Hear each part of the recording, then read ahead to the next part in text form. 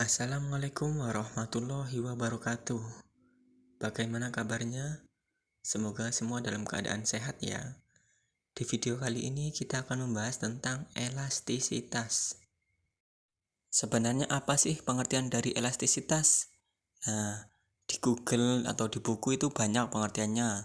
Tapi di sini saya akan membahas lebih ringkas lagi, yaitu elastisitas adalah perubahan jumlah barang dikarenakan adanya perubahan sesuatu. Nah, jumlah barangnya itu apa? Bisa permintaan atau penawaran. Untuk sesuatunya ini juga ada beberapa, nanti masuknya ke macam-macam elastisitas. Kita lanjut ke macam-macam elastisitas. Di sini ada 3 macam. Yang pertama elastisitas harga, yang kedua elastisitas pendapatan, dan yang ketiga elastisitas silang. Ya, kita masuk elastisitas yang pertama yaitu elastisitas harga, atau kalau dalam ekonomi simbolnya EP. P itu diambil dari kata price, artinya harga. Nah, elastisitas harga adalah perubahan jumlah barang yang diminta atau yang ditawarkan dikarenakan adanya perubahan harga. Jadi di sini perubahan harga itu mempengaruhi jumlah permintaan ataupun penawaran. Untuk rumusnya sendiri ada dua, yaitu yang pertama EP sama dengan delta Q per delta P dikali Pi per Q. Rumus yang kedua, EP sama dengan presentase delta Q per presentase delta P. Nah, untuk keterangannya sendiri, delta Q itu apa? Delta Q itu perubahan jumlah barang ya. Di sini tertulis permintaan, yang aslinya adalah permintaan atau penawaran.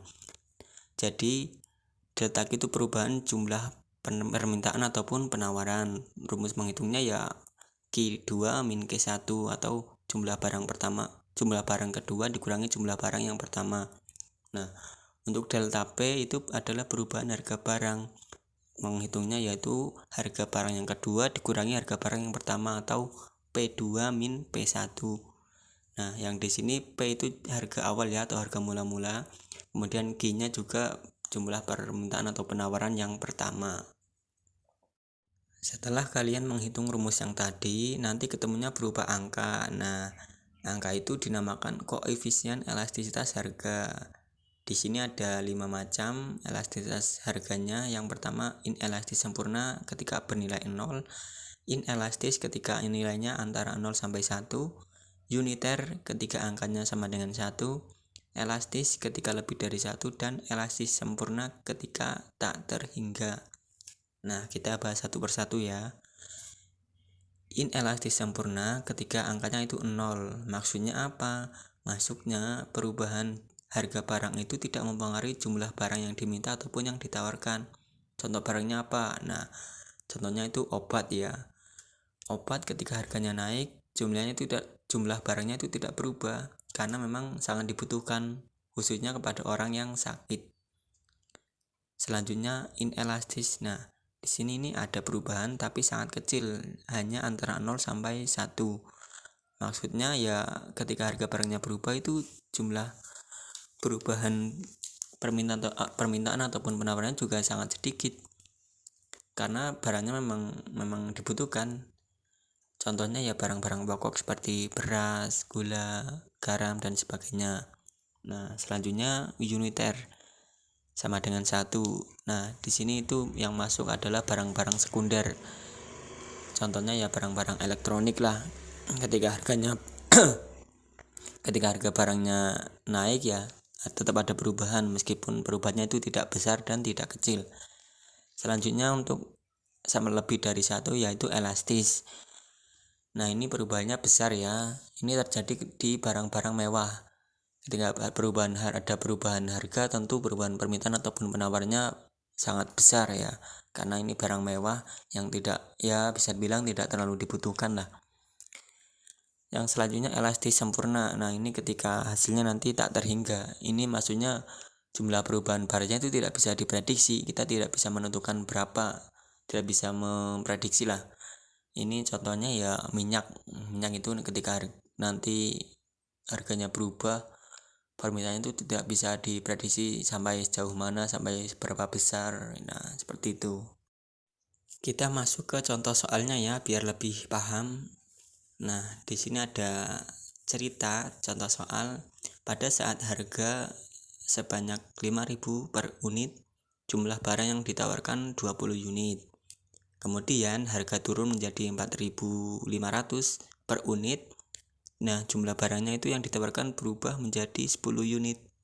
Berdasarkan data tersebut, besarnya koefisien elastisitas penawarannya adalah. Nah, sebelum kita menjawab atau menghitung rumusnya, kita masukkan dulu data-datanya.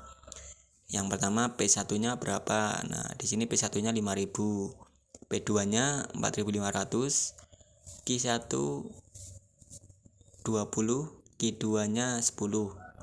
Nah, langkah pertama kita itu menentukan jumlah perubahannya dulu, delta Q dan delta P. Nah, seperti kita lihat, delta Q-nya Q2 min Q1 10 min 20 sama dengan minus 10.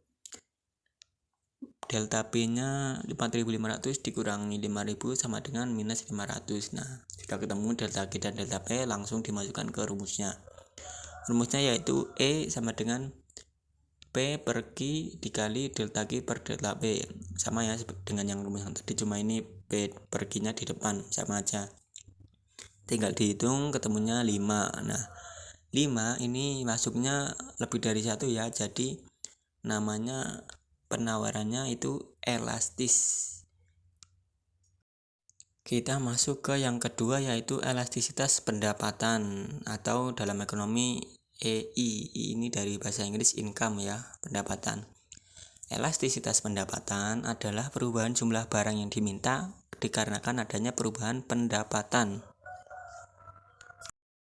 Untuk rumusnya itu sebenarnya konsepnya sama, cuma yang ini tadi harga atau P digantikan I di sini atau pendapatan.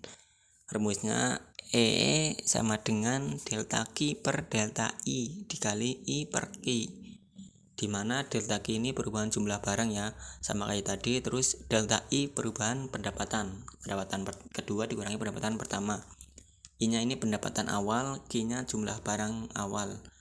Nah, ketika tadi itu hasilnya ada 5 ya macam koefisien namanya. Kalau di sini ini cuma nilainya berapa. Nah, ini yang pertama ada lebih dari 1, ini disebutnya barang mewah. Kemudian E kurang dari 0, ini barang inferior ya, bukan interior, ini salah ketik. Kemudian jika E antara 0 sampai 1, ini masuknya barang normal. Nah, ketika nanti misalkan di soal hanya disebutkan nilainya bernilai positif atau negatif. Nah, ketika nilai bernilai positif ya, ini yang 0 sampai 1 itu masuknya juga barang normal.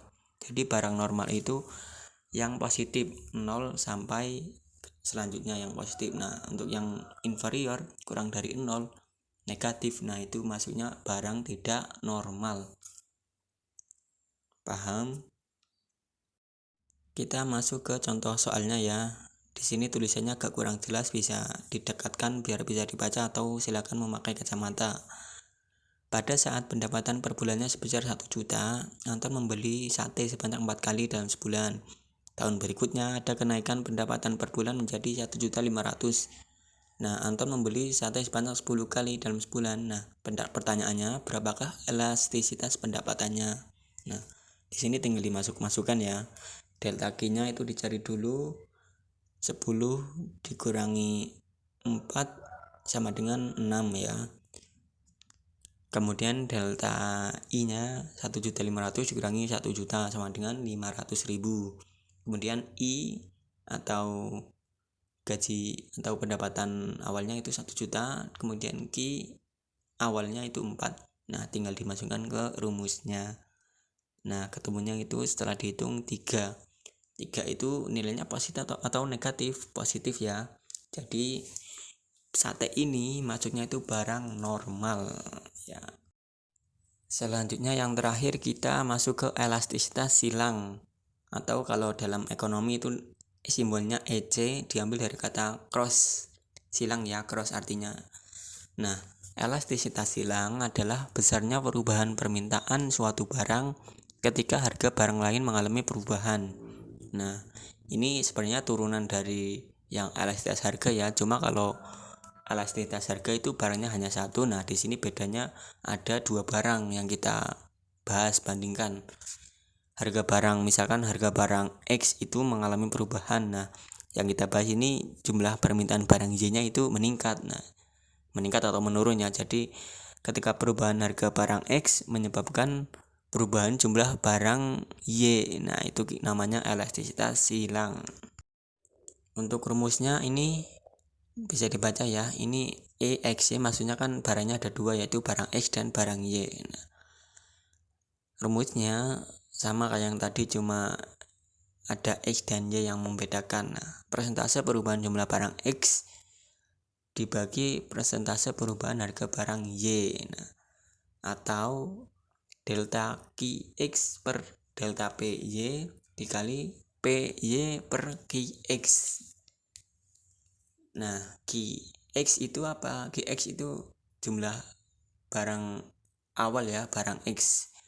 Nah, PY itu harga awal barang Y. Nanti dibandingkan ya.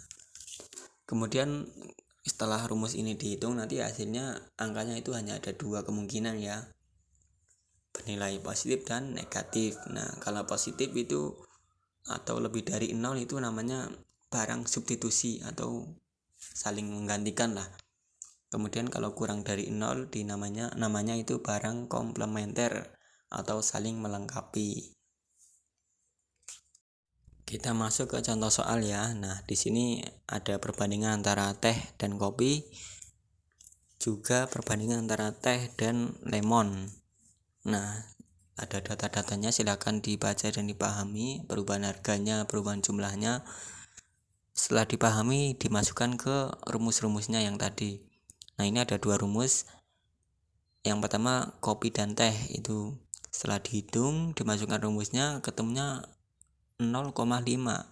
Nah, 0,5 itu masuknya positif ya, jadi termasuk barang substitusi atau barang yang saling menggantikan. Selanjutnya untuk yang lemon dan teh, setelah dihitung dimasukkan rumusnya, ketemunya minus 0,125. Karena minus berarti bukan barang substitusi, namanya barang komplementer atau saling melengkapi. Nah, paham sampai sini? Yang membedakan ketika barang substitusi itu ketika suatu harga barang lain itu permintaannya atau harganya naik dan permintaannya turun, barang lain itu justru permintaannya naik karena untuk menggantikan barang yang tadi itu permintaannya turun. Nah, untuk yang barang komplementer kebalikannya, karena saling melengkapi. Jadi ketika misalkan barang X di sini lemon ya, lemonnya itu kan harga naik kemudian permintaannya turun. Nah, tehnya juga sama mengalami penurunan karena teh dan lemon itu saling berkaitan dan saling melengkapi. Seperti itu. Terima kasih sudah menonton video pembelajarannya. Silakan kalau ada pertanyaan bisa disampaikan. Sampai ketemu di video-video selanjutnya. Wassalamualaikum warahmatullahi wabarakatuh.